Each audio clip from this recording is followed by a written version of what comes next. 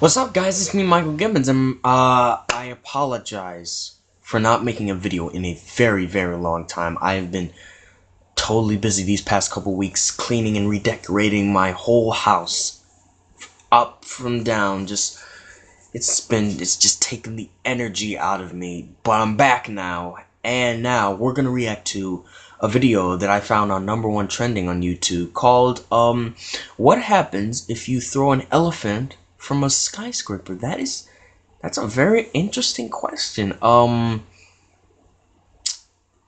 Like, what would happen to an elephant if you drop it off? Like, would it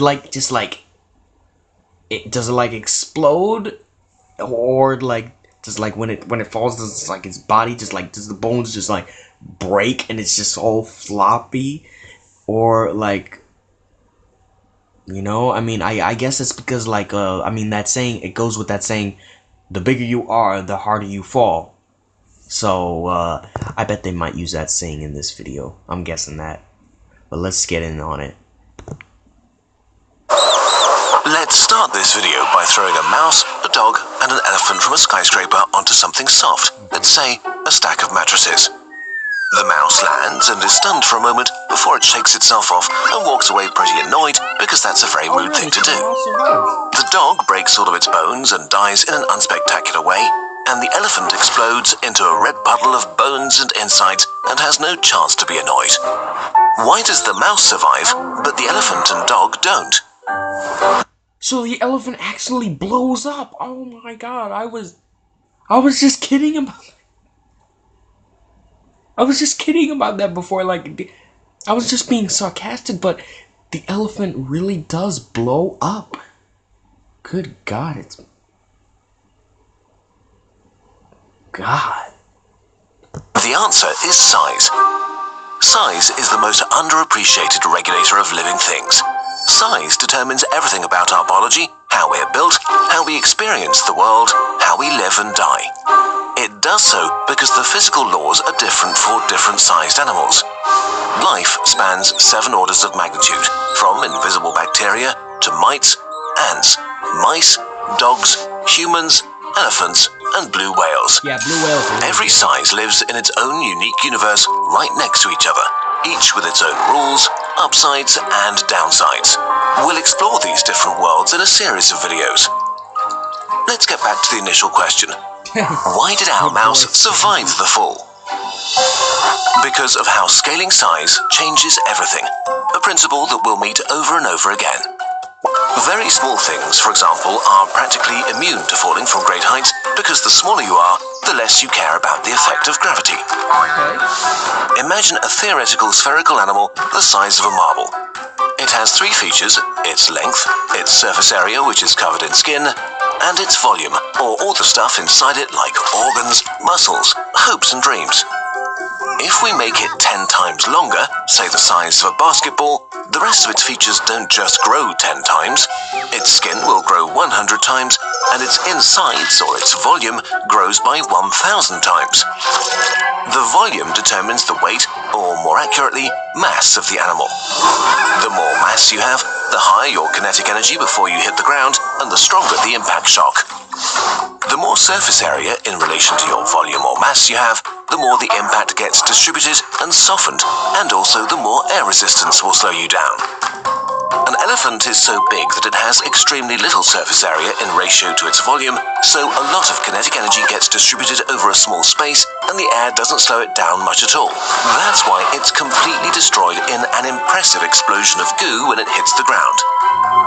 The other extreme, insects, have a huge surface area in relation to their tiny mass, so you can literally throw an ant from an aeroplane and it will not be seriously harmed. But while falling is... I noticed that, many times in my whole life, when I would always, like, when I was really little, when I would torture, like, ants and stuff, because, like, I was little and stupid, But even today, cleaning up this house, come across a whole bunch of bugs. Just, you throw them off, you drop them off great heights, and like they just walk it off, like nothing happened to them. And I wonder, like, God, Jesus. are relevant in the small world, there are other forces that are harmless for us, but extremely dangerous for small beings. Like surface tension, which turns water into a potentially deadly substance for insects. How does it work? Water has the tendency to stick to itself. Its molecules are attracted to each other through a force called cohesion, which creates a tension on its surface that you can imagine as a sort of invisible skin. For us, this skin is so weak that we don't even notice it normally. If you get wet, about 800 grams of water, or about 1% of your body weight, sticks to you. A wet mouse has about 3 grams of water sticking to it, which is more than 10% of its body weight. Imagine having 8 full water bottles sticking to you when you leave the shower. But for an insect, the force of water's surface tension is so strong that getting wet is a question of life and death. If we were to shrink you to the size of an ant and you touch water, it would be like you were reaching into glue. It would quickly engulf you, its surface tension too hard for you to break, and you'd drown. So insects evolved to be water repellent. For one, their exoskeleton is covered with a thin layer of wax, just like a car. This makes their surface at least partly water repellent because it can't stick to it very well. Many insects are also covered with tiny hairs that serve as a barrier. They vastly increase their surface area and prevent the droplets from touching their exoskeleton and make it easier to get rid of droplets. To make use of surface tension, evolution cracked nanotechnology billions of years before us. Some insects have evolved a surface covered by a short and extremely dense coat of water-repelling hair. Some have more than 1 million hairs per square millimeter. When the insect dives underwater, air stays inside their fur and forms a coat of air. Water can't enter because the hairs are too tiny to break its surface tension. But it gets even better. As the oxygen of the air bubble runs out, new oxygen diffuses into the bubble from the water around it, while the carbon dioxide diffuses outwards into the water. And so the insect carries its own outside lung around and can basically breathe underwater thanks to surface tension. This is the same principle that enables pond skaters to walk on water, by the way. Tiny anti-water hairs. The smaller you get, the weirder the environment becomes. At some point, even air becomes more and more solid. Let's now zoom down to the smallest insects known, about half the size of a grain of salt, only 0.15 millimeters long, the fairy fly. They live in a world even weirder than other insects. For them, air itself is like thin jello, a syrup-like mass surrounding them at all times. Movement through it is not easy. Flying on this level is not like elegant gliding. They have to kind of grab and hold on to air. So their wings look like big hairy arms rather than proper insect wings. They literally swim through the air like a tiny gross alien through syrup. Things only become stranger from here on as we explore more universes of different sizes. The physical rules are so different for each size that evolution had to engineer around them over and over as life grew in size in the last billion years. So, why are there no ants the size of horses? Why no elephants the size of amoeba? Why? We'll discuss this in the next part. We have a monthly newsletter now. Sign up if you don't want to miss new videos and for bonus videos. This has really sparked up a lot of questions with me. Cause like I'd always daydream. I always wonder what it would be like to like shrink, like you know, change your size, you know. But now watching this, it's kind of scary, you know. Like if you shrink yourself too small, you could you like shrink yourself to not exist? Like could you just like vanish, like poof, like that, you know, like, and then like the different things, like how would your body feel?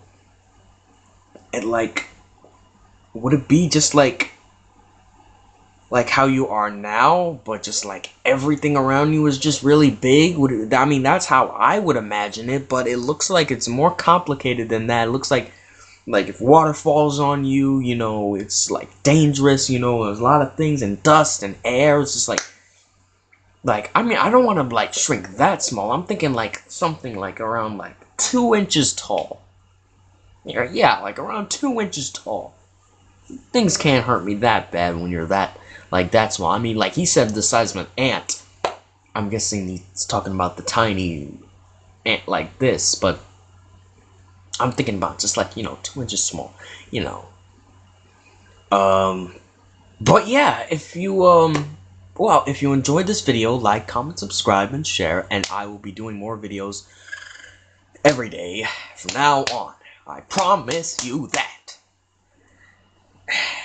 Yeah, so, peace.